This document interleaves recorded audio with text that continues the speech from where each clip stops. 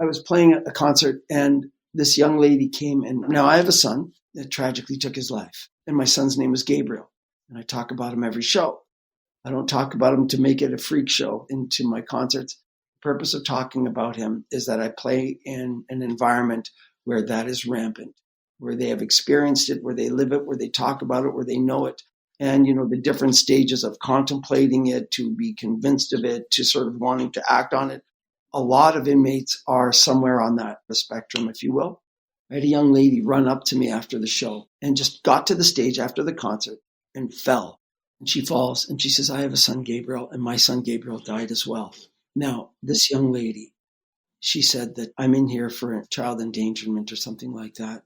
I don't know the story, and the story doesn't matter. All I know is she knows the story, and she's eating that story.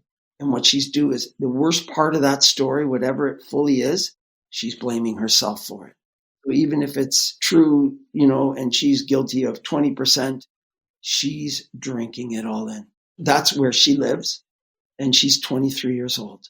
And she's sobbing. You can tell there's a certain just sadness there.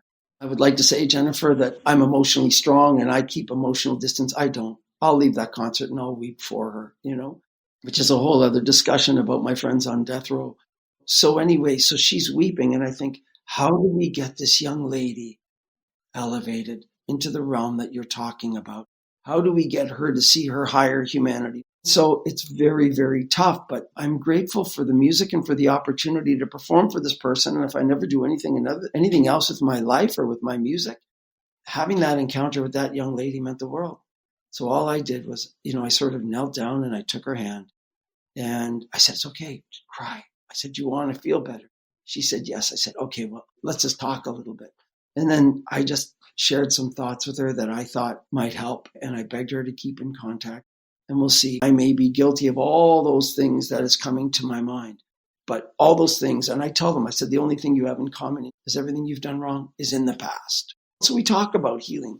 But I have seen it where music elevates people, even just for a little while, to remind them. It's kind of like bringing your head out of a swimming pool. Okay, I'm breathing oxygen. Okay, now I want you to live there.